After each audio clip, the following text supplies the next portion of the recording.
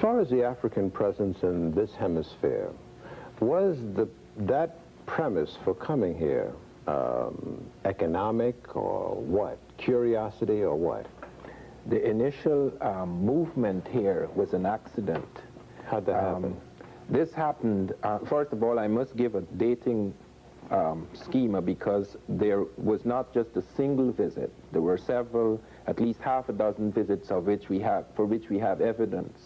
The very earliest is one that involves a people known as the Olmec in America, between 948 and 680 BC. We do know a date because they found a ceremonial platform, a wooden platform in the Gulf of Mexico where the Americans worshipped. They were able to carbon date it. They found 4 of a dozen stone heads with African features rooted in the wood of this carbon dated platform, and they were able to give it a dating of 814 plus or minus 134 BC. Now that is a very interesting date indeed, because that is a time when something very unusual was happening in the old world in Africa. A war was going on, both a hot and cold war, which lasted a very long time, between the powers of Asia under the Assyrians and the Egypto-Nubians. I say Egypto-Nubian because Nubia and Egypt were linked in that period, very strongly linked in fact, because the Nubians had, from about the 22nd dynasty, they were involved with Libyan powers in Middle Egypt, and then they moved up and took control of Egypt from the Mediterranean right down to Khartoum and beyond. And in this period, the military and commercial navies were moving west of the Mediterranean towards the Atlantic. They normally were not involved in the Atlantic. The Egyptian navies and the Phoenicians, who were very much involved with Egyptians, carried a lot of trade into the Pacific. We even have Egyptian hieroglyphs found in early Hawaii. But in this period, the Asiatic routes, sea routes, were blocked by the Asiatics. Yes. They blocked off the Egyptian sea routes. As a consequence, a great deal of the metal trade, the search for... But how would you get from the Mediterranean to the Pacific, though? No, they had the Red Sea and other routes, and they went into the Indian Ocean and various things. Oh, I see. Okay, so they had trading, Egypt had trading in other parts of the world, but in this particular period, while they had trade in the Western Mediterranean, this particular period became tremendously intensified. We even have evidence around 800 BC of Phoenician ships up in near the British Isles. They're trading in tin. Tin was critical to Egypt because that was the Bronze Age, and tin and copper were critical to the making of bronze. And you have a lot of movement in that area west of the Mediterranean. Now, there seems to have been an accident involving at least 7 ships. The Native Americans record black-skinned people coming in 7 wooden caves on the water from the east.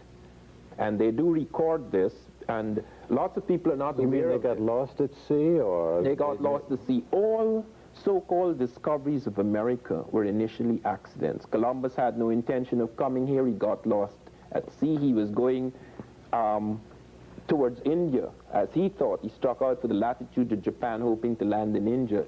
Even in the case of 1500, where Alvarez Cabral came to South America, he had no intention of coming here. He was lost at sea.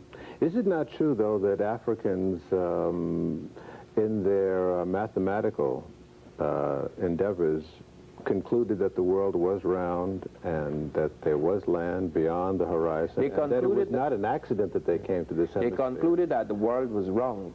Just as much later, Columbus concluded that the world was round. But knowing that the world is... So doesn't that imply then that... No, it does not. No? It does not. Knowing that the world is round does not imply a landmass here. That is the reason why Columbus, when he landed here, thought he was in Asia. Because you would not know where the landmass is. This could have been Asia. That's why, in fact, it was called India. It wasn't called America. But just to pin you a little bit down to this, was the African lost at sea, the African mariner lost at sea initially, was blown across the Atlantic? Yes. Or did he or she set out deliberately? No, he did not set out deliberately in this voyage. There are voyages in which the Africans set out deliberately to come to America. We know of 2 such voyages. We know, for example, in the case of the Mandingo in 1310 and 1311, where the Africans were convinced there was a landmass in the south and set out deliberately. A whole fleet was fitted out for that. And when that fleet did not return, one of their kings, Abu Bakr II, actually set out as a commander of the fleet and moved into this area. We also have evidence in the late pre-Columbian, that is around 1450 AD, we have evidence where Africans not only deliberately came, but came back.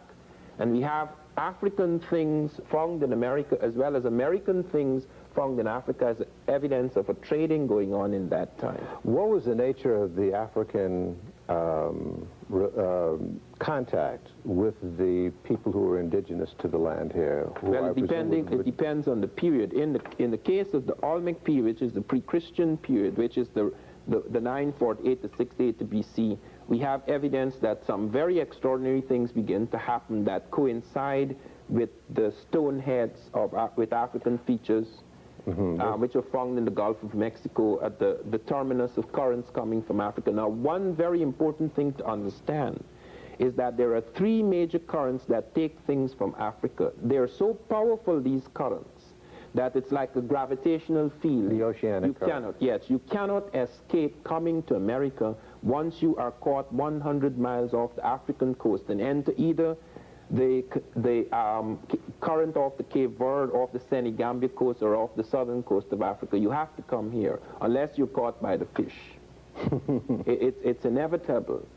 And in fact, I do remember when I was a boy, when I was about 11 years old, I lived most of my early boyhood was spent on a river, the Essequibo River, which opens out onto the Atlantic. And Where is that? What country is this that? is in South America, Guyana. Yes. I was caught in one of the currents that the Africans call a river in the middle of the sea. It's quite different from normal currents. If you're caught in a normal current, you could dive beneath the current. But in this current, it is like a whole new river pulling you out of the river. And I screamed my head off because I was 7 miles from coast. I'd fallen asleep on a raft. I spent lots of times in the rivers.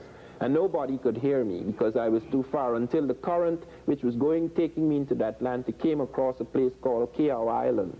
And that was close to shore as the current moved off. And you were on your way home. Yes.